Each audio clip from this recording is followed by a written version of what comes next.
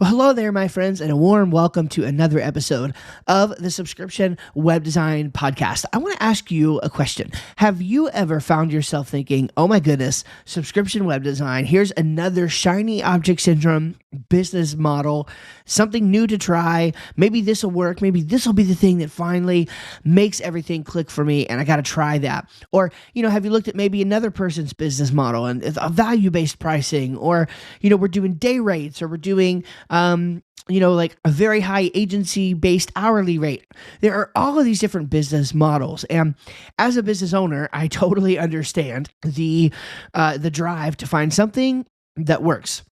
Right, you kind of want to try a bunch of different things out, see what works, and then once you decide to actually go forward with that and make that decision, you want to have done that after some evidence that you have found something that will do what you want it to do and to help grow your business. Well, I want to kind of give you some perspective around this, all right? And the question that I sort of want to consider is subscription web design, is what we teach around here an all or nothing proposition, okay? Is it all or nothing? And I was prompted to actually talk about this from an article that was written recently on the Admin Bar website. Okay, so by the way, if you're not a member of the Admin Bar Facebook group, I actually am just now a recent member. I mean, I've only joined relatively recently, and I don't know why. I've been missing out on quite a bit. So go to the Admin Bar and go on there on Facebook, and you'll find it's a very helpful group. They also have a very helpful website, and there's an article, which I'm going to link in the show notes, that it basically says which web design business model is best for you. And what you'll find there is that subscription web design is listed as one of these models, but there are a plethora of models to choose from. Lots of different ways you could go about structuring your business. And what I took away from that is that actually it doesn't have to be all or nothing. And in fact, it's just simply not all or nothing for me, right?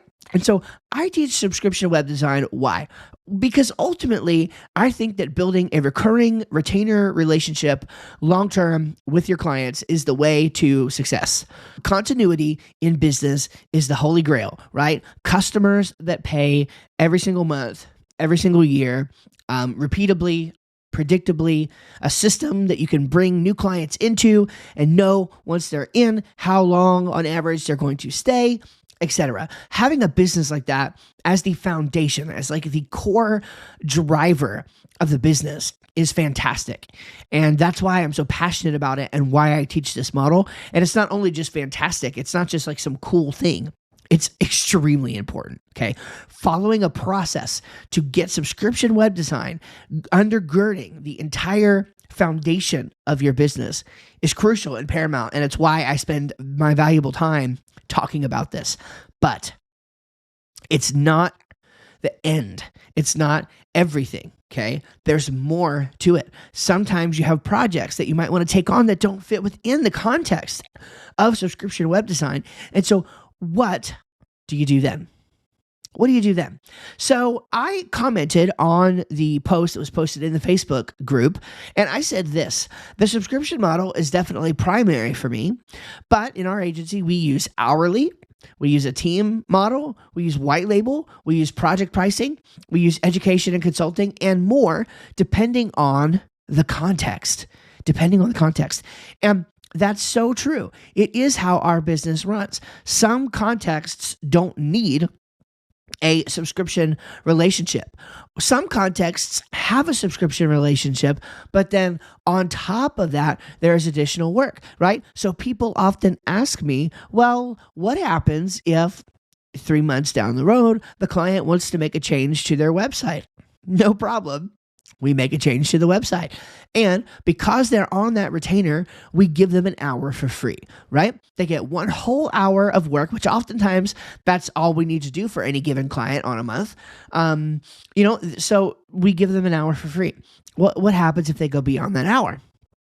Well, also for being a subscriber, for being a member, for being a client, they get 20% off of whatever our current hourly rate is, and we'll work an unlimited amount of hours for them in a given month, as long as they realize that they are paying for those hours. They are paying for that time. Now, do I always want to track time?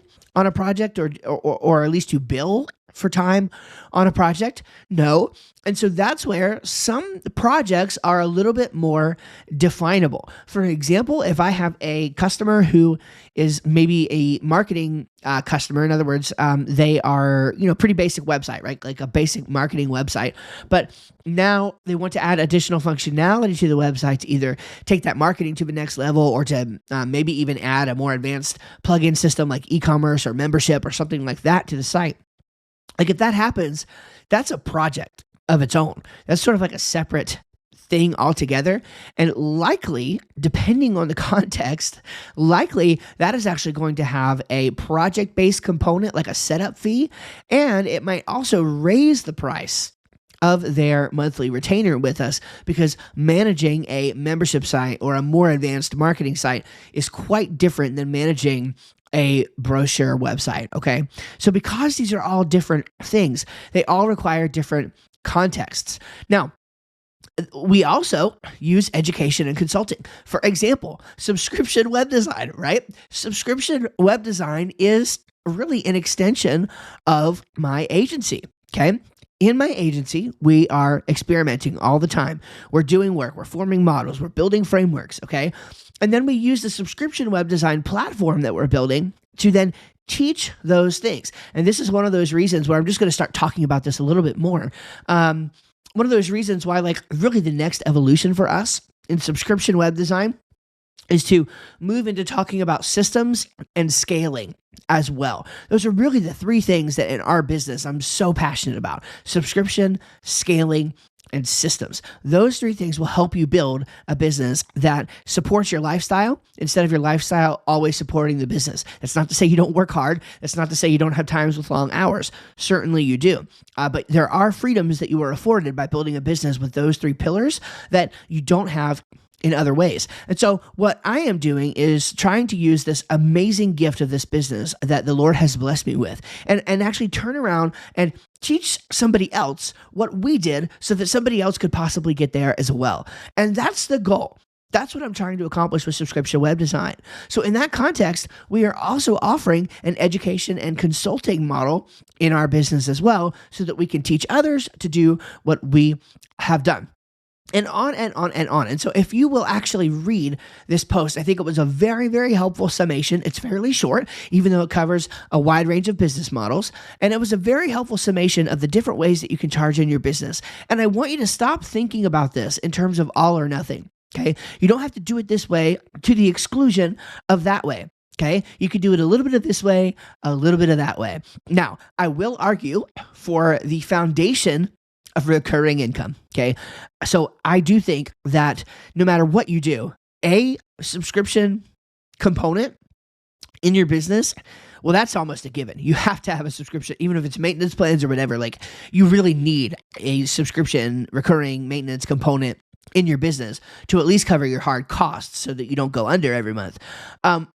I argue a little bit stronger, given the platform of subscription web design, because I really think that it's important that subscription web design be the foundation of your business. Okay, so I think the primary way that you should be in a financial relationship with your clients is on a recurring basis. Okay, is using the models that we teach and the process that we teach inside of subscription web design. Okay.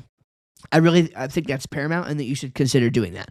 But beyond that, man, take the best of these other business models, work them into your business, into your systems, into your processes, and don't be afraid of them. Value-based pricing, project-based pricing, consulting, education, building a team, doing hourly work. These are all things that can help your bottom line each and every month when you add them on. And so for us, the way we love to look at it is that the recurring income forms the foundation of our business and everything else is gravy on top. Okay. And so we do have fluctuations month to month in our income in our agency. And unless we lose a client, which is rare, those are typically fluctuations up. So most months are baseline and then some months are up a little bit from that, which we can sort of use to fund development for future months or put away some, etc. So that's how our business works. It's not all or nothing. And I think that if you will get out of that mindset of thinking you have to do it this way or you have to do it that way, and instead form a good foundation and then take the best parts of all these different business model options that you have,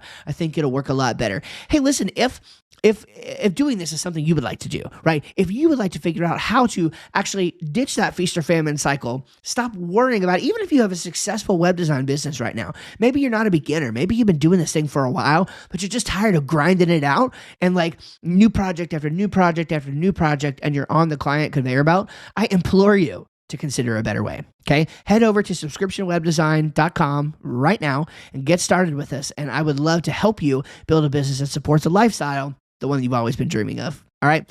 God bless. Thank you guys so much. And we'll catch you guys in the next episode of the podcast.